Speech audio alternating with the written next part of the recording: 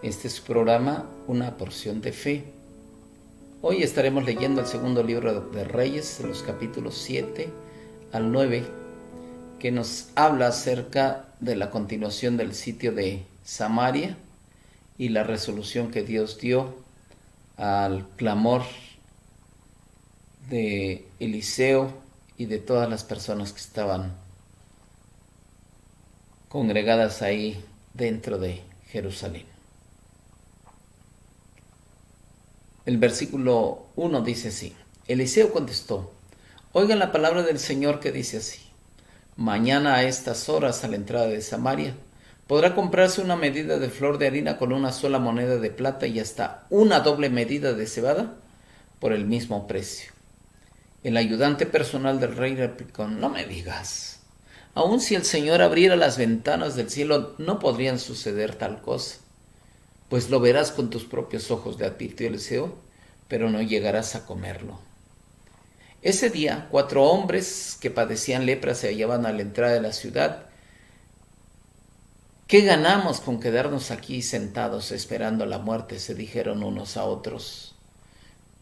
No ganamos nada con entrar en la ciudad, ahí nos moriremos de hambre con todos los demás, pero si nos quedamos aquí nos sucederá lo mismo. Vayamos pues al campamento de los sirios para rendirnos. Si nos perdonan la vida, viviremos, y si nos matan, de todos modos moriremos. Al anochecer se pusieron en camino, pero cuando llegaron a las afueras del campamento sirio, ya no había nadie allí.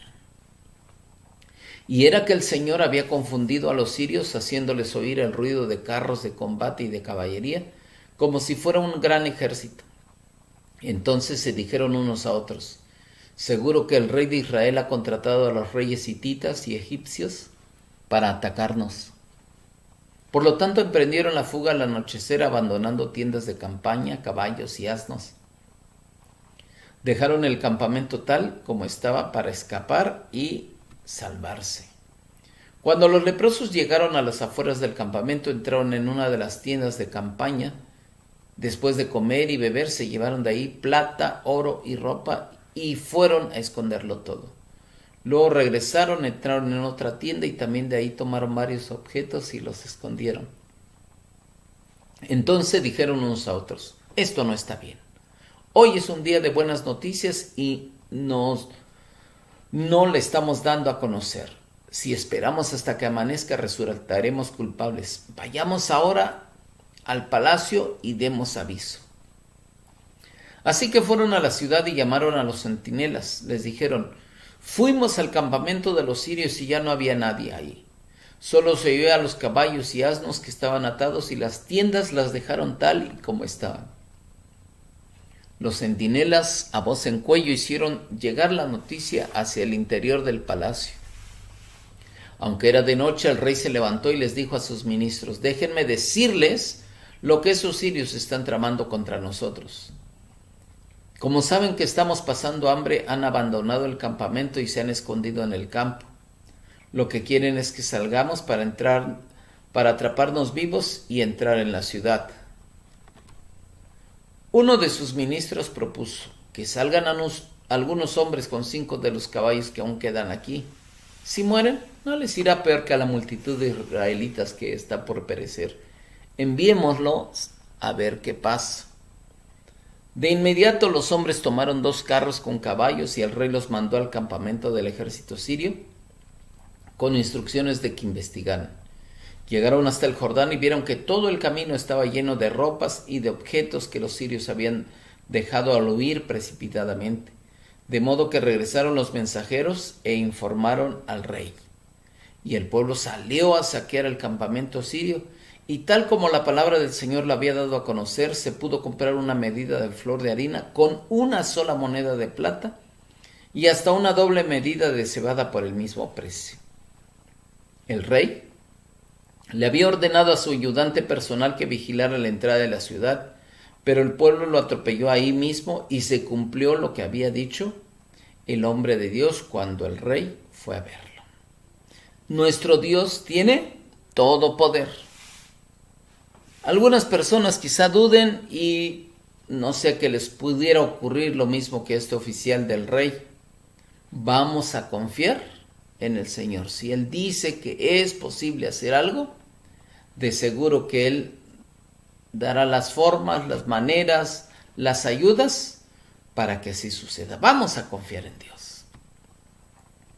De hecho, cuando el hombre de Dios le dijo al rey: mañana a estas horas a la entrada de Samaria podrá comprarse una doble de medida de cebada con una sola moneda de plata y una medida de flor de harina por el mismo precio, ese oficial había replicado: no me digas, aun si el Señor abriera las ventanas del cielo no podría suceder tal cosa. De modo que el hombre de Dios respondió: pues lo verás con tus propios ojos, pero no llegarás a comerlo. En efecto, así ocurrió. El pueblo lo atropelló a la entrada de la ciudad y ahí murió. Ahora bien, Eliseo le había dicho a la mujer a cuyo hijo él había revivido: anda, vete con tu familia a vivir donde puedas, porque el Señor ha ordenado que haya gran hambre en este país y que dure 7 años. La mujer se dispuso a seguir las instrucciones del hombre de Dios y se fue con su familia al país de los filisteos, donde se quedó 7 años. Al cabo de los 7 años, cuando regresó del país de los filisteos, la mujer fue a rogarle al rey que le devolviera su casa y sus tierras. En esos momentos el rey estaba hablando con Giezi, el criado del hombre de Dios, y le había dicho: cuéntame todas las maravillas que ha hecho Eliseo. Y precisamente cuando Giezi le contaba al rey que Eliseo había revivido al niño muerto, la madre llegó para rogarle al rey que le devolviera su casa y sus tierras. Así que Giezi dijo: mi señor y rey, esta es la mujer y este es el hijo que Eliseo revivió. El rey le hizo preguntas a la mujer y él se le contó todo. Entonces el rey le ordenó a un funcionario que se encargara de ella y le dijo: devuélvele todo lo que le pertenecía, incluso todas las ganancias que hayan producido sus tierras desde el día en que salió del país hasta hoy. Luego Eliseo se fue a Damasco. Ben-Hadad, rey de Siria, estaba enfermo y cuando le avisaron que el hombre de Dios había llegado, le ordenó a Hazael: llévale un regalo al hombre de Dios. Cuando lo veas, consulta al Señor por medio de él para saber si me voy a recuperar de esta enfermedad. Hazael fue a verlo y como regalo le llevó de las mejores mercancías de Damasco, cargadas de 40 camellos. Cuando llegó se presentó ante él y le dijo: Ben-Hadad, rey de Siria, su servidor me ha enviado para preguntarle si él se va a recuperar de su enfermedad.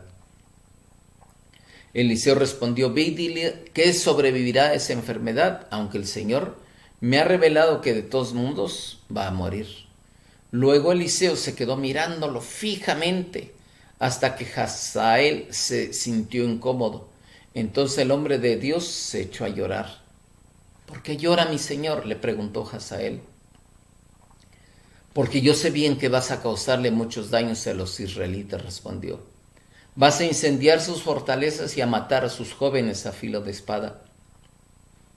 Despedazarás a los niños y les abrirás el vientre a las mujeres embarazadas.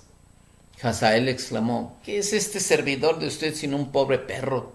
¿Cómo es posible que haga tal cosa? Entonces Eliseo le declaró: el Señor me ha revelado que vas a ser el rey de Siria. Hazael se despidió de Eliseo y regresó para presentarse ante su rey. Cuando Ben-Hadad le preguntó qué le había dicho Eliseo, Hazael le respondió: me dijo que usted sobrevivirá a su enfermedad. Pero al día siguiente tomó una colcha y empapándola en agua, le tapó la cara al rey hasta asfixiarlo. Así fue como Hazael usurpó el trono. En el año 5 del reinado de Jorán, hijo de Acab, rey de Israel y contemporáneo de Josafat, rey de Judá, Jorán, hijo de Josafat, ascendió al trono de Judá. 32 años tenía cuando comenzó a reinar y reinó en Jerusalén 8 años. Jorán no hizo lo que ofende al Señor, pues siguió el mal ejemplo de los reyes de Israel, como lo había hecho la familia de Acab, y llegó incluso a casarse con la hija de Acab. Pero el Señor no quiso destruir a Judá por consideración a su siervo David, pues le había prometido mantener encendida para siempre una lámpara para él y sus descendientes. En tiempos de Jorán los edomitas se sublevaron contra Judá y se nombraron su propio rey. Por lo tanto, Jorán marchó sobre Zair con todos sus carros de combate. Los edomitas cercaron a Jorán y a los capitanes de los carros, pero durante la noche Jorán logró abrirse paso. Sin embargo, su ejército se dispersó. Desde entonces, Edom ha estado en rebelión contra Judá, al igual que la ciudad de Libná, que en ese mismo tiempo se sublevó. Los demás acontecimientos del reinado de Joram y todo lo que hizo están escritos en el libro de las crónicas de los reyes. Cuando murió fue sepultado con sus antepasados en la ciudad de David, y su hijo Ocosías lo sucedió en el trono.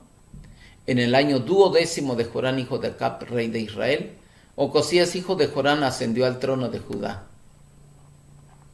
Tenía 22 años cuando ascendió al trono y reinó en Jerusalén 1 año. Su madre era Atalía, nieta de Omri, rey de Israel. Ocosías hizo lo que ofende al Señor, pues siguió el mal ejemplo de la familia de Acab, con la que estaba emparentado. Ocosías, junto con Jorán, hijo de Acab, marchó hacia Ramot de Galad para hacerle guerra a Hazael, rey de Israel, de Siria, pero en la batalla los sirios hirieron a Jorán. Por eso el rey Jorán tuvo que regresar a Jezreel para reponerse de las heridas que había recibido de los sirios en Ramot, cuando luchó contra Hazael, rey de Siria. Como Jorán, hijo de Acab, convalecía en Jezreel, Ocosías, hijo de Jorán, rey de Judá, fue a visitarlo. Un día, el profeta Eliseo llamó a un miembro de la comunidad de los profetas. Arréglate la ropa para viajar, le ordenó. Toma este frasco y ve a Ramot de Galad. Cuando llegues, busca a Jehú, hijo de Josafat y nieto de Ninsi. Ve a donde esté, apártalo de sus compañeros y llévalo a un cuarto. Toma entonces el frasco, derrama el aceite sobre su cabeza y declárale: así dice el Señor, ahora te unjo como rey de Israel. Luego abre la puerta y huye, no te detengas. Acto seguido, el joven profeta se fue a Ramot de Galad. Cuando llegó, encontró reunidos a los capitanes del ejército y les dijo: tengo un mensaje para el capitán. ¿Para cuál de todos nosotros?, preguntó Jehú. Para usted, mi capitán, respondió. Jehú se levantó y entró en la casa. Entonces el profeta lo ungió con el aceite y declaró: así dice el Señor Dios de Israel, ahora te unjo como rey sobre mi pueblo Israel. Destruirás a la familia de Acab, tu señor, y así me vengaré de la sangre de mis siervos los profetas, castigando a Jezabel. Vengaré la sangre de todos mis siervos. Toda la familia de Acab perecerá, pues de sus descendientes en Israel exterminaré hasta el último varón, esclavo o libre. Haré con ellos lo mismo que hice con la familia de Jeroboam, hijo de Nabat, y con la familia de Basá, hijo de Ahías. Y en cuanto a Jezabel, los perros se la comerán en el campo de Jezreel y nadie le dará sepultura. Acto seguido, el profeta abrió la puerta y huyó. Cuando Jehú salió para volver a reunirse con los capitanes, uno de ellos le preguntó: ¿todo bien? ¿Qué quería ese loco? Ustedes ya lo conocen, respondió, y saben cómo habla. Pamplina, replicaron, dinos la verdad. Jehú admitió: esto es lo que me declaró palabra por palabra. Así dice el Señor: ahora te unjo como rey de Israel. Dicho esto, todos se apresuraron a tender sus mantos sobre los escalones a los pies de Jehú. Luego tocaron la trompeta y gritaron: ¡viva el rey Jehú!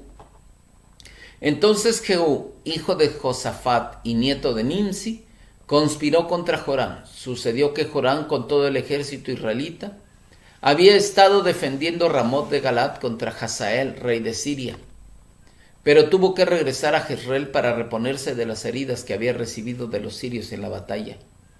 Así que Jehú les dijo a sus partidarios: si ustedes quieren que yo sea rey, no dejen que nadie salga de la ciudad para ir a Jezreel con el informe.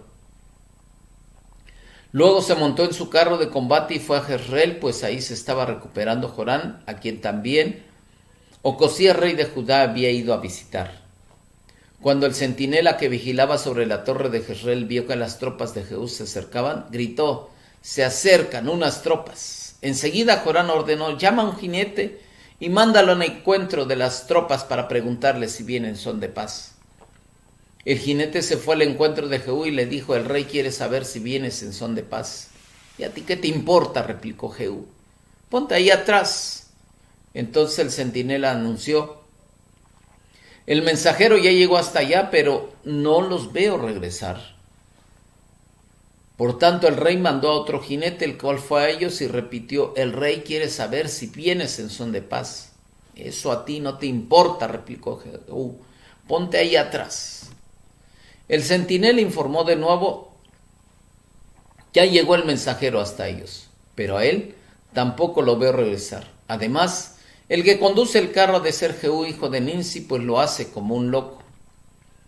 Enganchen el carro, exclamó Jorán. Así lo hicieron, y enseguida Jorán, rey de Israel, y Ocosías, rey de Judá, cada uno en su carro salieron y se encontraron con Jehú en la propiedad que había pertenecido a Nabot el Jezreelita. Cuando Jorán vio a Jehú, le preguntó: Jehú, ¿vienes en son de paz? ¿Cómo puede haber paz mientras haya tantas idolatrías y hechicerías de tu madre Jezabel?, replicó Jehú. Jorán se dio vuelta para huir mientras gritaba: ¡traición, Ocosías! Pero Jehú, que ya había tensado su arco, le disparó a Jorán por la espalda, y la flecha le atravesó el corazón. Jorán se desplomó en el carro. Y Jehú le ordenó a su ayudante Bidkar: saca el cadáver y tíralo en el terreno que fue propiedad de Nabot el Jezreelita. Recuerdo el día en que tú y yo conducíamos juntos detrás de Acab, padre de Jorán, y el rey pronunció contra él esta sentencia: ayer vi aquí la sangre de Nabot y de sus hijos. Por lo tanto, juro que en este mismo terreno te haré pagar por ese crimen. Yo, el Señor, lo afirmo. Saca pues el cadáver y tíralo en el terreno, según la palabra que dio a conocer el Señor. Cuando Ocosías, rey de Judá, vio lo que pasaba, huyó en dirección de Bet-Hagán. Pero Jehú le persiguió y ordenó: mátenlo a él también. Y lo hirieron en su carro cuando iba por la cuesta de Gur, cerca de Ibleán. Pero logró escapar y llegar a Megido, y ahí murió. Luego sus siervos trasladaron el cuerpo a Jerusalén, la ciudad de David, donde lo sepultaron en su tumba junto a sus antepasados. Ocosías había ascendido al trono en el 11º año del reinado de Jorán, hijo de Acab. Cuando Jezabel se enteró de que Jehú estaba regresando a Jezreel, se sombreó los ojos, se arregló el cabello y se asomó a la ventana. Al entrar Jehú por la puerta de la ciudad, ella le preguntó: ¿cómo estás, Zimri, asesino de tu señor? Levantando la vista hacia la ventana, Jehú gritó: ¿quién está de mi parte? ¿Quién? Entonces se asomaron 2 o 3 oficiales. Y Jehú les ordenó: arrójenla de ahí. Así lo hicieron, y su sangre salpicó la pared y a los caballos que la pisotearon. Luego Jehú se sentó a comer y beber y dio esta orden: ocúpense de esa maldita mujer, denle sepultura, pues era hija de un rey. Pero cuando fueron a enterrarla no encontraron más que el cráneo, los pies y las manos. Así que volvieron para informarle a Jehú, y éste comentó: se ha cumplido la palabra que el Señor dio a conocer por medio de su siervo Elías el tibista, que dijo: en el campo de Jezreel los perros se comerán a Jezabel. De hecho, el cadáver de Jezabel será como estiércol en el campo de Jezreel, y nadie podrá identificarla ni decir: esta era Jezabel. Con esto terminamos esta lectura que nos correspondía hacer hoy, y vemos que, como hay un dicho popular, dice: el que mal empieza, mal acaba. Realmente Jezabel hizo cosas nefastas delante de la presencia de Dios y delante de todo su pueblo, y terminó mal. Pero también la Biblia dice que Él es el que da el pago a cada uno según corresponda. Nosotros procuremos hacer el bien, vivir conforme a su voluntad y hacer lo que corresponda delante de Dios y delante de la gente que nos rodea. Esto es una porción de fe.